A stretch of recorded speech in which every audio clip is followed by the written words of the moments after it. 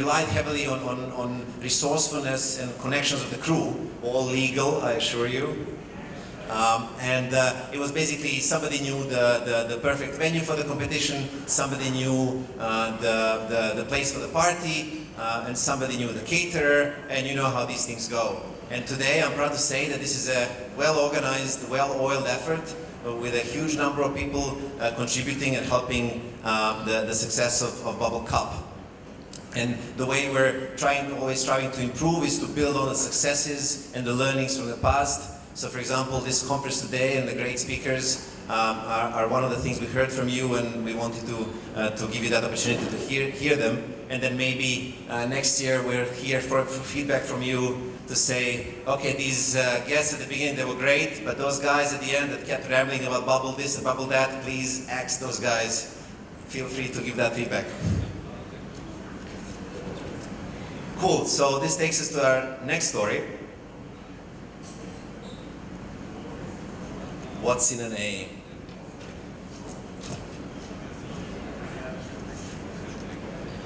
What's in a name? That which we call a rose would smell just as sweet by any other name. Who knows where that's from? I'm not expecting, but who knows? Shakespeare, brilliant. So Shakespeare in Romeo and Juliet showed us when we shouldn't care about the name, but however we believe that for BubbleCup we wanted to have the right name which symbolizes the vision, the values and the quirks that BubbleCup has. And one of the first tasks of the organizing committee back then was to choose the name. They were getting quite excited, and so we really thought big, and at the time the Microsoft offices were, I don't know, all in all 100 people together with a subsidiary, and so we had a big call out for all the names. Those that you can see up here, we had some descriptive ones like Microsoft Programming Cup or MDCS Open. We had some sort of more creative ones like the Eagle Cup or the Hot Coding Cup. And then so we met, I believe it was February 11th, 2008. We met in a conference room to decide which name should be the winner, and of course we chose none of them. We actually ended up choosing BubbleCup, and we did that based on a few reasons. So bubble sort obviously is one of the most fundamental sorting algorithms. One of our trademarks that many of you know is to actually tie the balloons to the cups during the competition for the solved problems. Imagine Cup is one of the most successful programming competitions organized by Microsoft. And then finally the slogan that we had in the first year, which is Rise to the Top, felt fitting for the contestants and in general the population who wanted to basically get enthusiastic about computer science. So our next story, a little interesting tidbit, will be shared by Zeljko. Hello everybody. The story I would like to share with all of you, it's actually more the story like what's happening behind the scene. So when you come to the BubbleCup, you see that everything is working. You have the nice problem solving, you see that infrastructure is working, you see that we have nice scoreboards, nice billboards, nice t-shirts, everything looks nice, but how actually we come to a situation that everything is perfectly and very well organized. So behind the scene there is a whole army of people who is actually preparing the t-shirts for you, designing the albums, designing the scoreboards, designing the website we're using, designing the problems and the software that you're going to solve during the qualifications and during the finals. So the story I would like to share with you, it's from the previous year. So it was for the Bubble Run.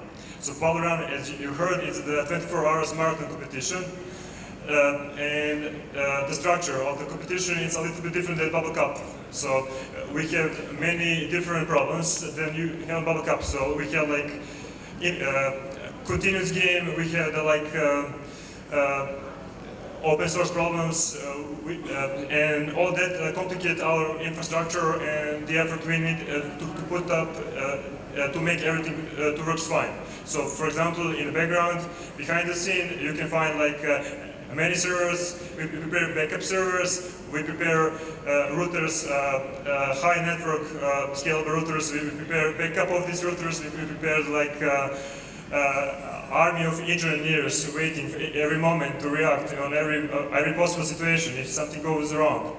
And we said, okay, we're perfectly prepared. And what possibly could go wrong?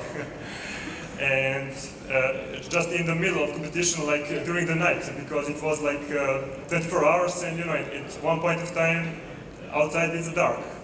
So at one point of a time, this is what happens to us. So the whole block of this part of the city was out of electricity. So all our well-prepared servers, routers, machines went down, the lights went down, and we end up into the dark. And we were like, what to do now? I mean, we didn't expect to stay without electricity. So, fortunately for us and for the competition, at that time, all competitors bring up their laptops so they can keep up their work and solving the problems. They could not submit, but they could continue working on. So in 10 minutes we get electricity back, and we need like several minutes more just to put all infrastructure up. So to restart routers to prepare, and we were like after 15 or 20 minutes up in the game again. So, okay. So this was the story that you, when you think that you're ready and nothing could go wrong, you're never safe. And yeah, so for this year, we are prepared even for this situation. So we will bring the huge industrial electricity generators that we will put up. But unfortunately, these generators are very strong and they will generate some noise. So it will be like industrial noise. So we prepared for you the headphones. These are the noise cancellation headphones. So if anybody of you feels like that it's too noisy, just pick the jar and we'll bring you the headphones. That's all. Yes, that was a big problem. So the next story is You Never Know. So basically we wanted to talk about some human touches along the way, right? So, yeah, this is not very good resolution, but it will do. So basically BubbleCup was big stepping stone for many of us as ex-BubbleCup competitors. And along that way there were many stories, the success stories, war stories, even some love stories that at least that we are aware of, and I can share a couple of those right now. So on the path, for many of F's competitors, they led them to jobs at very big IT companies such as Google, Facebook. And for those who made the best choice, they ended up working for Microsoft or MDCS. So for example, on the first BubbleCup, the winning team was the three guys on the bottom left. And for example, the guy on the left side, Milan Novakovic, is currently the senior development manager in MDCS.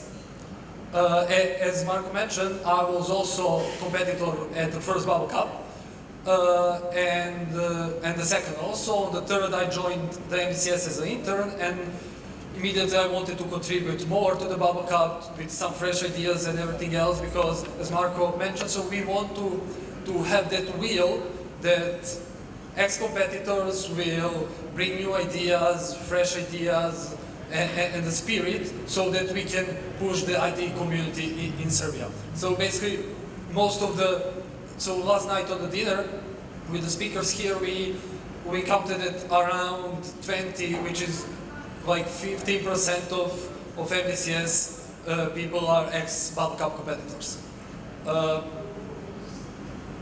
similarly, on the first Bubble Cup, I was, as I mentioned, also competitor. My team was the second one, and my brother also was on that competition. He was on the winning team, so also he's the guy on the right, on the bottom left picture.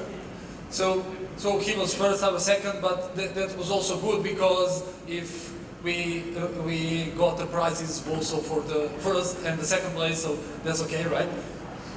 So, but interestingly, on that Bubble Cup, there was also one girl, Maya Cabello, as we can see on the image bottom right, and currently she's working in Facebook, as my brother is, and I'm happy to say that they're together right now as a happy couple, and in the whole bubble spirit, we can maybe call them a bubble couple.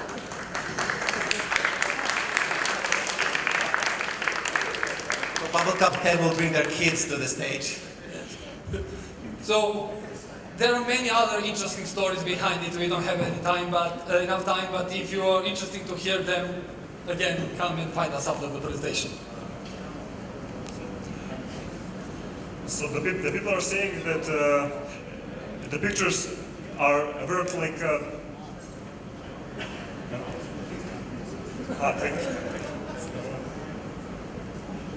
the pictures are worth like thousands of words, but who can tell me how many words are actually in one video? So this is the video actually of the previous bubble cups and bubble runs. So you will see some interesting moments and interesting scenes from history.